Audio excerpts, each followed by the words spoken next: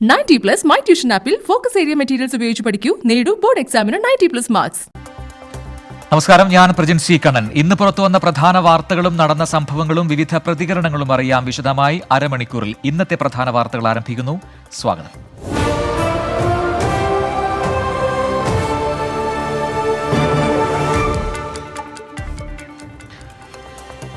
സംസ്ഥാനത്ത് LDF സർക്കാരിന്റെ ഭരണ തുടർച്ചയ്ക്ക് സാധ്യതയെന്ന് 24 അഭിപ്രായ സർവേയുടെ അന്തിമ ഫലം. LDF 76 സീറ്റുകളിലും UDF 46 സീറ്റുകളിലും മുന്നേറ്റമുണ്ടാക്കുമെന്നാണ് സർവേയുടെ പ്രവചനം.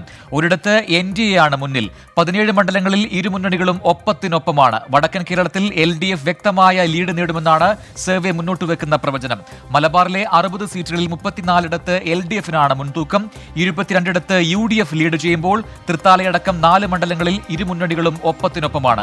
ഇഞ്ചോടിഞ്ച് മത്സരം നടക്കുന്ന മധ്യ കേരളത്തിൽ 18ഇടത്ത് LDF മുന്നേറുമ്പോൾ 16ഇടത്താണ് UDF-ന് മുൻതൂക്കമുള്ളത്. കുന്നത്തുനാട്ടിൽ UDF-ഉം 2020-യും ഒപ്പത്തിനൊപ്പമാണ്. തെക്കൻ കേരളത്തിൽ 20ഇടത്ത് ഇടതുപക്ഷത്തിനാണ് മുൻതൂക്കം.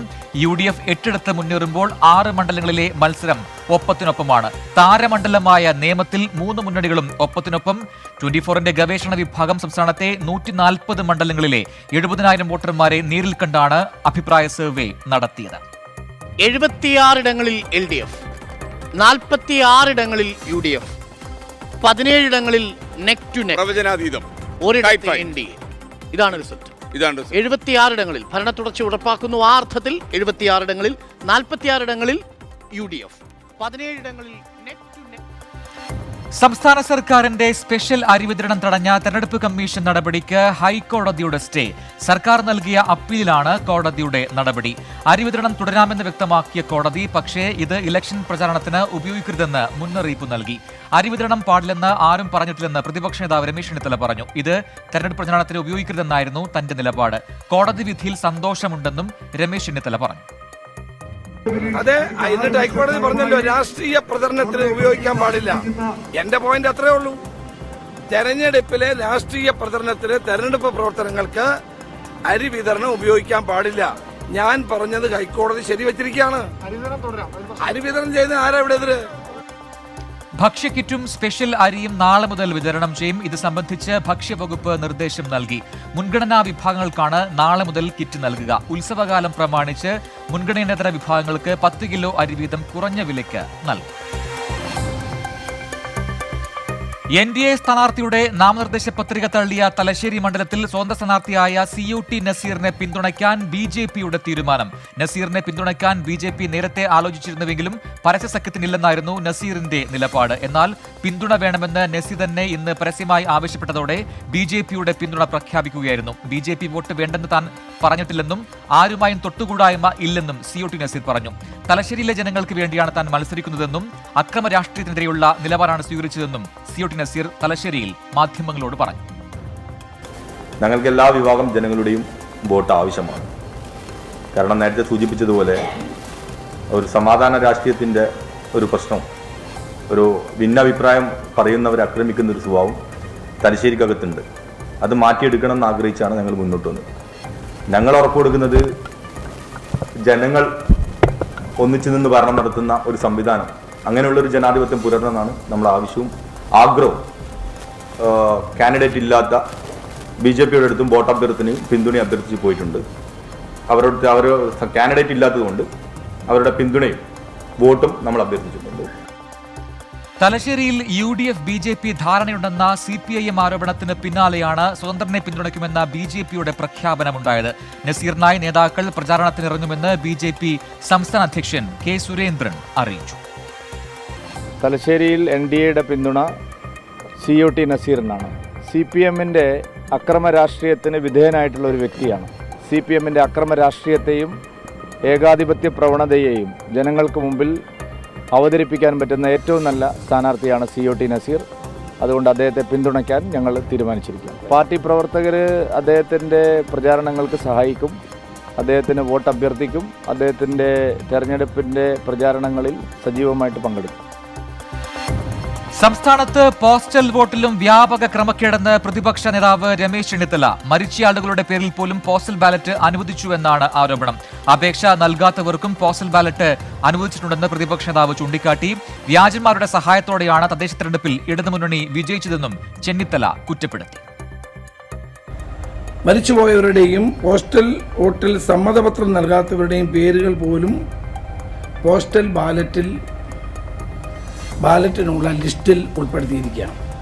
8 വർഷം മുമ്പ് മരിച്ച ഒരാളുടെ പേരും 2 വർഷം മുമ്പ് മരിച്ച ഒരാളുടെ പേരുമുണ്ട്. പോസ്റ്റൽ വോട്ടിന് അപ്ലൈ ചെയ്യാത്ത ആളുകളുടെ പേരും ഇതിനകത്തുണ്ട്. അപ്പോൾ ഈ ക്രമക്കേട് കേവലം വോട്ടർ പട്ടികയിൽ മാത്രമല്ല, പോസ്റ്റൽ വോട്ടിൻ്റെ കാര്യത്തിലും ഇത് തന്നെയാണ് സംഭവിക്കുന്നത്.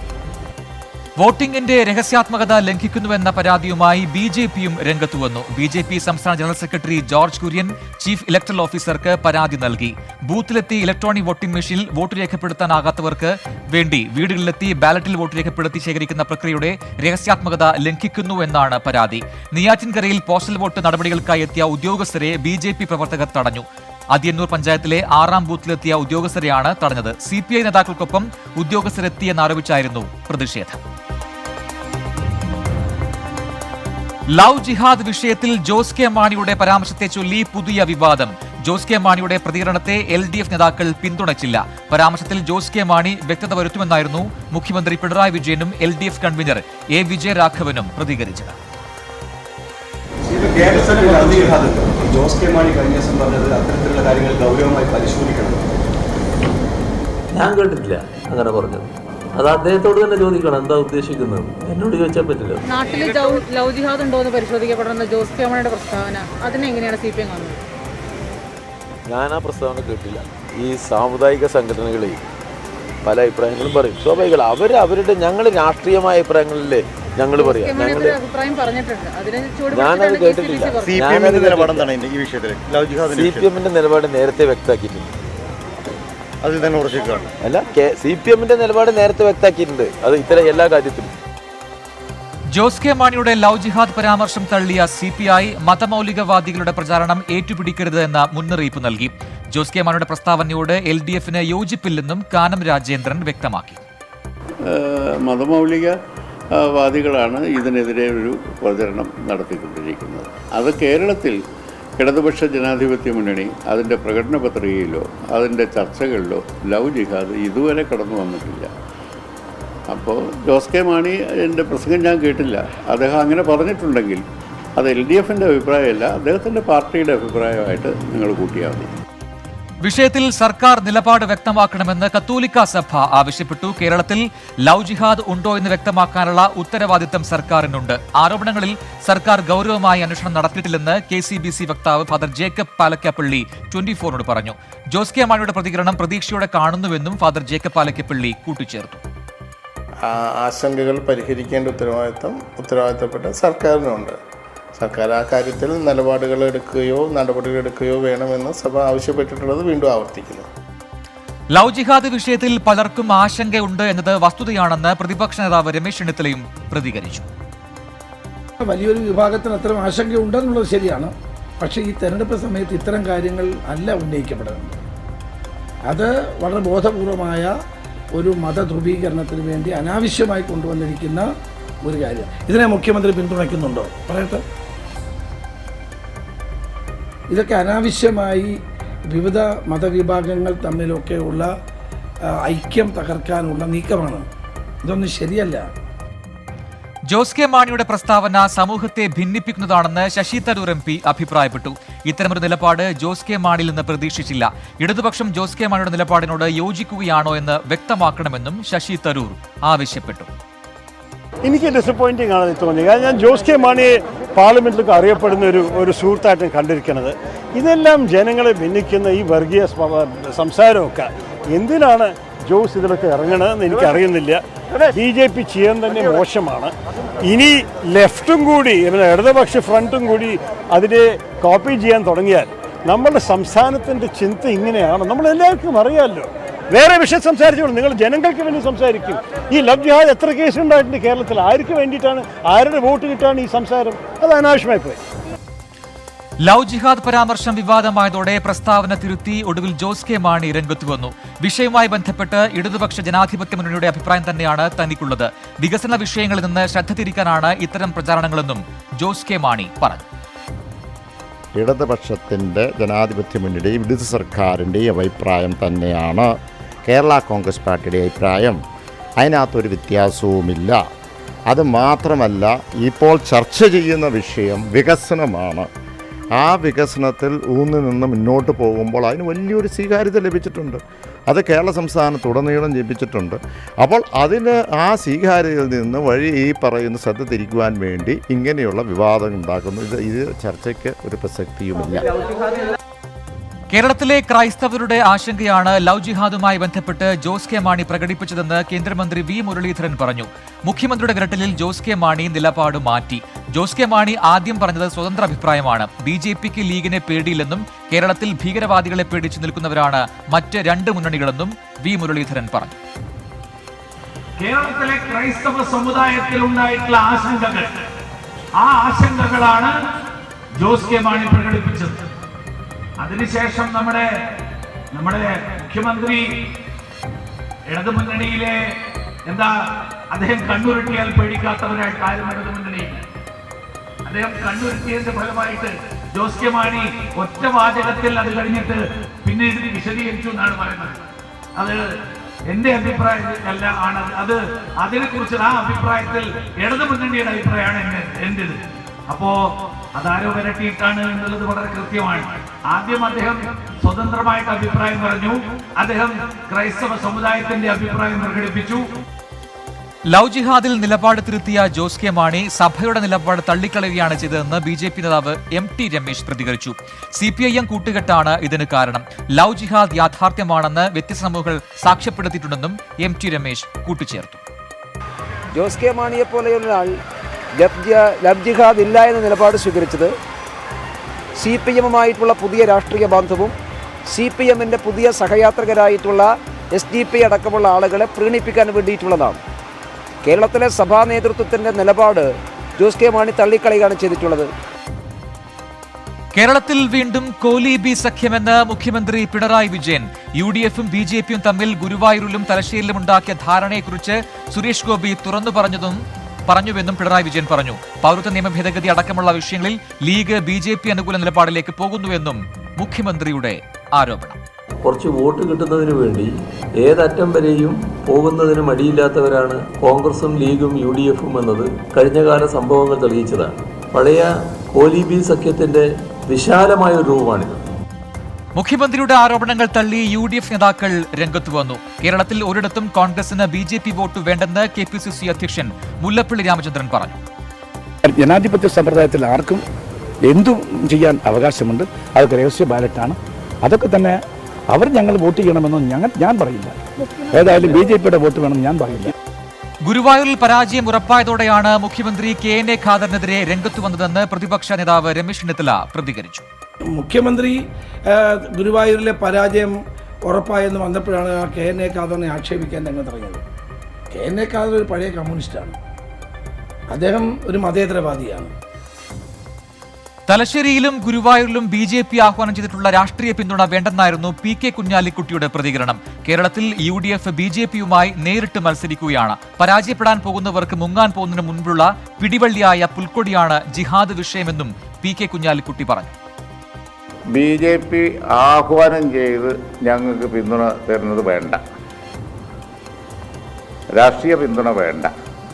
അത് ക്ലിയറായി തന്നെ പറയാം. ഞങ്ങൾക്ക് രാഷ്ട്രീയ പിന്തുണ കിട്ടൂല, വേണ്ട. നിയമസഭാ തെരഞ്ഞെടുപ്പിൽ BJPക്ക് അനുകൂലമായ നിലപാടില്ലെന്ന് ഓർത്തഡോക്സ് സഭ. ഒരു മുന്നണിക്കോ പാർട്ടിക്കോ വോട്ട് ചെയ്യണമെന്ന് സഭ ആഹ്വാനം ചെയ്തിട്ടില്ലെന്ന് സഭാ വക്താവ് ഫാദർ ജോൺസ് A. കൊനാട്ട് പറഞ്ഞു. ആറന്മുളയിലെ BJP സ്ഥാനാർത്ഥി സഭാ നോമിനിയല്ല. മെത്രാപൊലീത്തമാരുടെ പാണക്കാട്ടെ സന്ദർശനത്തിന് രാഷ്ട്രീയ മാനമില്ല. പള്ളിത്തർക്കത്തിൽ കോടതി വിധി നടപ്പാക്കിയില്ലെന്ന പരിഭവമുണ്ടെന്നും സഭാ വക്താവ് 24നോട് പ്രതികരിച്ചു. ഓർത്തഡോക്സ് സഭയെ സംബന്ധിച്ചിടത്തോളം ഈ വരുന്ന തെരഞ്ഞെടുപ്പിൽ വ്യക്തമായ കൃത്യമായ ഒരു രാഷ്ട്രീയ നിലപാട് സ്വീകരിക്കുന്നില്ല.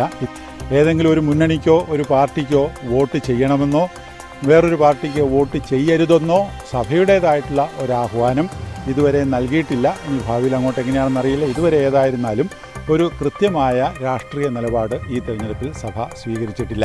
BJPയുടെ സ്ഥാനാർത്ഥി സഭാംഗമാണ്. സഭയുടെ ആസ്ഥാനത്ത് നിന്ന്, തലസ്ഥാനത്ത് നിന്ന്, സഭയുടെ തലവനിൽ നിന്ന് അങ്ങനെ ഔദ്യോഗികമായൊരു റെക്കമെൻഡേഷൻ പോയതായി എനിക്ക് അറിവില്ല.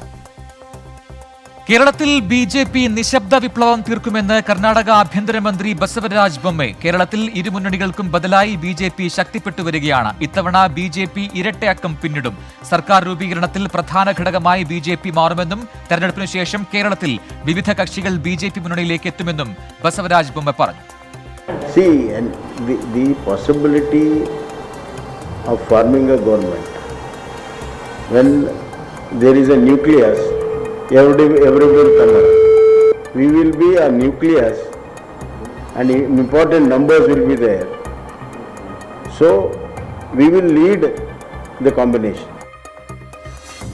ആഴക്കടൽ മത്സ്യബന്ധന കരാർ ഒപ്പിടാൻ സംസ്ഥാനത്തിന് അധികാരമില്ലെന്ന് കേന്ദ്ര ഫിഷറീസ് മന്ത്രി ഗിരിരാജ് സിംഗ്. അങ്ങനെ കരാർ ഒപ്പിട്ടിട്ടുണ്ടെങ്കിൽ കേന്ദ്രം അംഗീകരിക്കില്ല. മത്സ്യത്തൊഴിലാളികൾക്കായി സ്മാർട്ട് വില്ലേജ് നിർമ്മിക്കാൻ നടപടി ആരംഭിച്ചുവെന്നും ഗിരിരാജ് സിംഗ് വ്യക്തമാക്കി.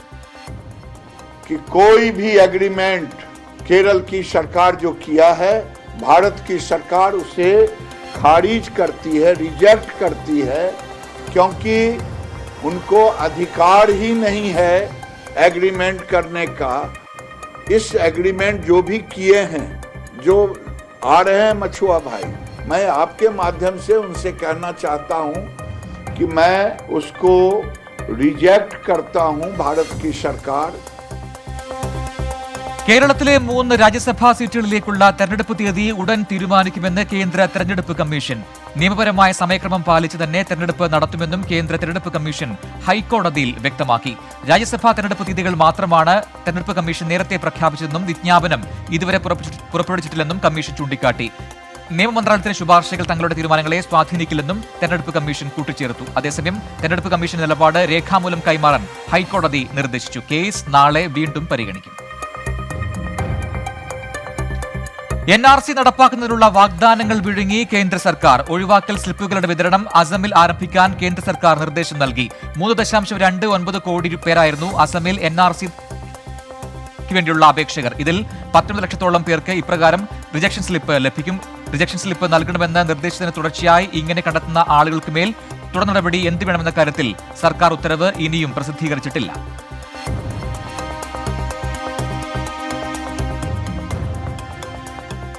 BJPയുടെ ലക്ഷ്യം ബംഗാളിൽ കലാപമുണ്ടാക്കലാണെന്ന് തൃണമൂൽ കോൺഗ്രസ് നേതാവ് ഡെറിക് ഒബ്രിയാൻ 24നോട്. സോനാ ബംഗാൾ മുദ്രാവാക്യം ജനങ്ങളെ കബളിപ്പിക്കാനാണ്. ബംഗാളിൽ തൃണമൂൽ ഭരണത്തിന് അന്ത്യമുണ്ടാകില്ല. കമ്മ്യൂണിസ്റ്റ് കോൺഗ്രസ് സഖ്യത്തിന് ഒരു ചലനവും ബംഗാളിൽ ഉണ്ടാക്കാൻ സാധിക്കില്ലെന്നും ഡെറിക് ഒബ്രിയാൻ 24നോട് പറഞ്ഞു. Modi and Shah, they make big promises, all gas balloon. They are the world's most destructive party, and there are few people like Mamata Banerjee who can look at them straight in the eye. On one side you have the promises made by Modi and Shah in the last 6-7 years. What is their track record on delivery? And what is Mamata Banerjee's track record in the last decade on delivering promises across the board?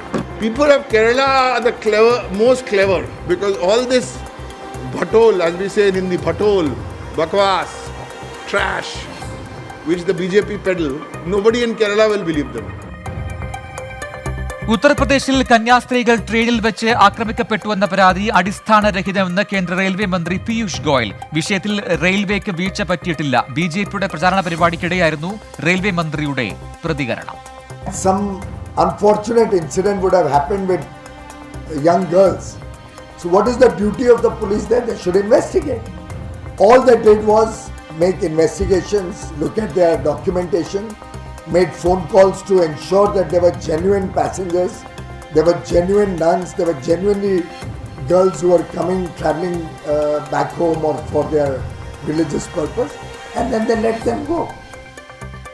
അതേസമയം ഉത്തരവാദിത്തപ്പെട്ട സ്ഥാനത്തിരിക്കുന്നവരിൽ നിന്നും ഇത്തരം പ്രസ്താവനകൾ നടത്തുന്നത് വേദനാജനകമാണെന്ന് KCBC വക്താവ് father Jacob Palakkappally മറുപടി നൽകി. കന്യാസ്ത്രീ വിഷയത്തിൽ സംഭവിച്ചതെന്താണെന്ന് എല്ലാവർക്കും അറിയാമെന്നും അദ്ദേഹം വ്യക്തമാക്കി. കുറ്റക്കാർക്കെതിരെ അടിയന്തരമായ നടപടിയെടുക്കണമെന്നും സഭ ആവശ്യപ്പെട്ടു. ഉത്തരവാദിത്തപ്പെട്ട സ്ഥാനത്തിരിക്കുന്ന ആളുകൾ നിരുത്തരവാദപരമായി നടത്തുന്ന പ്രസ്താവനകൾ വേദനാജനകമാണ്. കന്യാസ്ത്രീകൾ ആക്രമിക്കപ്പെട്ടു എന്നും അതിനകത്ത് ABVP പ്രവർത്തകർ, ബജ്രംഗ് ദൾ പ്രവർത്തകരുണ്ടായിരുന്നു എന്നും അവർ തന്നെ അതിനകത്ത് റെയിൽവേ പോലീസിനെ അവരാണ് അറിയിച്ചതെന്നും അവരുടെ തന്നെ വക്താക്കൾ പറഞ്ഞിട്ടുണ്ട്. സ്വർണ്ണക്കടത്ത്, ഡോളർ കേസുകളിൽ EDക്ക് രഹസ്യ അജണ്ടയെന്ന് സംസ്ഥാന സർക്കാർ. സംസ്ഥാനത്തെ രാഷ്ട്രീയ നേതാക്കൾക്കെതിരെ ഊഹാപോഹങ്ങളും അഭ്യൂഹങ്ങളും പുറത്തുവിടുന്നത് ഇതിന്റെ ഭാഗമാണ്. ക്രൈംബ്രാഞ്ച് കേസിനെതിരായ ED ഹർജി തള്ളണമെന്നും സർക്കാർ ഹൈക്കോടതിയിൽ ആവശ്യപ്പെട്ടു. പ്രാഥമിക അന്വേഷണം പൂർത്തിയാക്കിയതിനു ശേഷമാണ് EDക്കെതിരെ കേസെടുത്തതെന്നും മുഖ്യമന്ത്രിക്കെതിരെ മൊഴി നൽകാൻ നിർബന്ധിച്ചുവെന്ന സ്വപ്നയുടെ മൊഴിയുടെ ആധികാരികത പരിശോധിച്ചതായും സംസ്ഥാന സർക്കാർ കോടതിയെ അറിയിച്ചു. ശബ്ദം തന്റേത് തന്നെയെന്ന് സ്വപ്നയും സ്ഥിരീകരിച്ചുവെന്നും സർക്കാർ കോടതിയിൽ പറഞ്ഞു. ED അന്വേഷണ ഉദ്യോഗസ്ഥനായ P. രാധാകൃഷ്ണന്റെ ഹർജി നിലനിൽക്കില്ലെന്നും രാധാകൃഷ്ണൻ ഇതുവരെ കേസിൽ പ്രതിയല്ലെന്നും സർക്കാർ വിശദീകരിക്കുന്നു. Speaker P. ശ്രീരാമകൃഷ്ണനെ പിന്തുണച്ച് മുഖ്യമന്ത്രി പിണറായി വിജയൻ ഇന്ന് രംഗത്ത് വന്നു. സ്പീക്കറോട് കേന്ദ്ര ഏജൻസികൾക്ക് രാഷ്ട്രീയ വൈരാഗ്യമുണ്ട്. കേന്ദ്ര ഏജൻസികളുടെ നിലപാടിനെ നിയമസഭാ എത്തിക്സ് കമ്മിറ്റി ചോദ്യം ചെയ്തതാണ് ഈ വൈരാഗ്യത്തിന് കാരണമെന്നും മുഖ്യമന്ത്രി കണ്ണൂരിൽ പറഞ്ഞു. രാഷ്ട്രീയമായ ഗൂഢോദ്ദേശമാണ് അതിൻ്റെ എല്ലാം പിന്നിലുള്ളത്. അതിൻ്റെ ഭാഗമായി സ്പീക്കറെ പോലുള്ള ഒരാളെ അപകീർത്തിപ്പെടുത്താനുള്ള ശ്രമമാണ് നടത്തുന്നത്. എന്താ അതിന് കാരണം? തെറ്റായ ഒരു ഇടപെടൽ ലൈഫ് മിഷനെതിരെ വന്നു അന്വേഷണ ഏജൻസിയിൽ നിന്ന്. അതുമായി ബന്ധപ്പെട്ട് നിയമസഭയുടെ അവകാശമാണ് ലംഘിക്കുന്നത് എന്ന നിലപാടെടുത്തുകൊണ്ട് ചില നിയമസഭാംഗങ്ങൾ അതിൻ്റെ പ്രിവിലേജ് പ്രശ്നം ഉന്നയിച്ചു. പ്രിവിലേജ് കമ്മിറ്റി ആ പ്രശ്നം എടുത്തു. ഇവർ കണ്ടത് അതിനെല്ലാം മൂല കാരണക്കാരൻ സ്പീക്കറാണെന്നാണ്. കേരള പോലീസിനെതിരെ ഹൈക്കോടതി. പോലീസിലെ കുറ്റവാളികൾ ആരെന്നറിയാൻ ജനങ്ങൾക്ക് അവകാശമുണ്ടെന്ന് കോടതി വ്യക്തമാക്കി. കുറ്റവാളികളായ സേനാംഗങ്ങളുടെ വിവരം വിവരാവകാശ നിയമമനുസരിച്ച് പുറത്തുവിടാനാകില്ലെന്ന പോലീസിന്റെ വാദം കോടതി തള്ളി. വിവരം വിവരാവകാശ നിയമമനുസരിച്ച് വെളിപ്പെടുത്തണം. കേരള പോലീസ് കുറ്റവാളികളായ പോലീസുകാരുടെ വിവരം വെബ്സൈറ്റിൽ പ്രസിദ്ധീകരിക്കണമെന്നും കേരള ഹൈക്കോടതി നിർദ്ദേശം നൽകി. രാജ്യത്തെ കോവിഡ് കേസുകൾ കുത്തനെ ഉയരുന്നു. കഴിഞ്ഞ 24 മണിക്കൂറിനിടെ 68,000 കേസുകൾ റിപ്പോർട്ട് ചെയ്തു. മഹാരാഷ്ട്രയിൽ അതിരൂക്ഷ കോവിഡ് വ്യാപനം.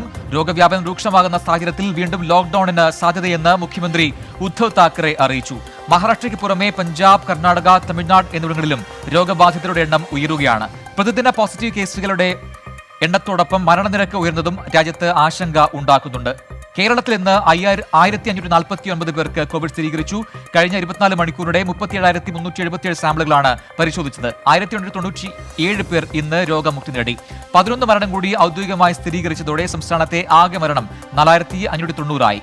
തൊടുപുഴ ഇടതുപക്ഷ സ്ഥാനാർത്ഥി KE ആന്റണിക്ക് ഇന്ന് കോവിഡ് സ്ഥിരീകരിച്ചു. തൊടുപുഴ മിനി സിവിൽ സ്റ്റേഷനിൽ കരാറുകാരന്റെ ആത്മഹത്യാശ്രമം. നിർമ്മാണം പൂർത്തിയാക്കിയ ശേഷം ബില്ല് മാറി നൽകാത്തതിൽ പ്രതിഷേധിച്ചാണ് കൃഷി ഓഫീസർക്ക് മുന്നിൽ കരാറുകാരൻ പെട്രോൾ ഒഴിച്ച് ആത്മഹത്യയ്ക്ക് ശ്രമിച്ചത്. നിർമ്മാണം പൂർത്തിയാക്കി 8 മാസമായിട്ടും കൃഷി വകുപ്പ് ബില്ല് പാസാക്കാൻ തയ്യാറാകുന്നില്ലെന്നാണ് കരാറുകാരനായ സുരേഷിന്റെ ആരോപണം.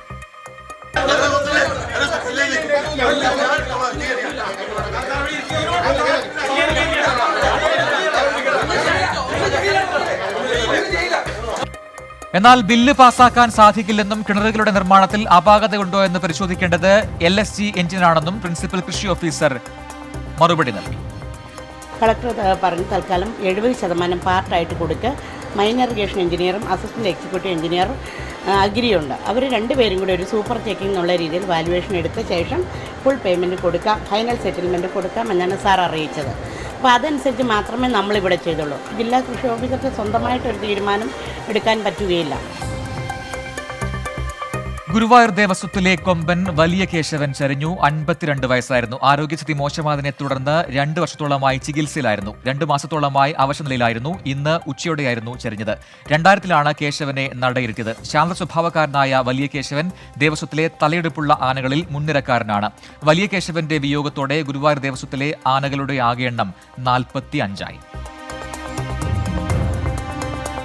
ലോകത്തിലെ ഏറ്റവും തിരക്കേറിയ കപ്പൽപാതയായ സൂയസ് കനാലിലെ ഗതാഗത തടസ്സം നീങ്ങി. സൂയസ് കനാലിന് കുറുകെ കുടുങ്ങിയ ചരക്ക് കപ്പൽ എവർ ഗിവൺ നീക്കി. ഒരാഴ്ച നീണ്ട പരിശ്രമ ഫലമായാണ് ചെളിയിൽ പുതഞ്ഞ കപ്പൽ പുറത്തെടുത്തത്. കനാൽ വഴിയുള്ള ജലഗതാഗതം പുനരാരംഭിച്ചിട്ടുണ്ട്.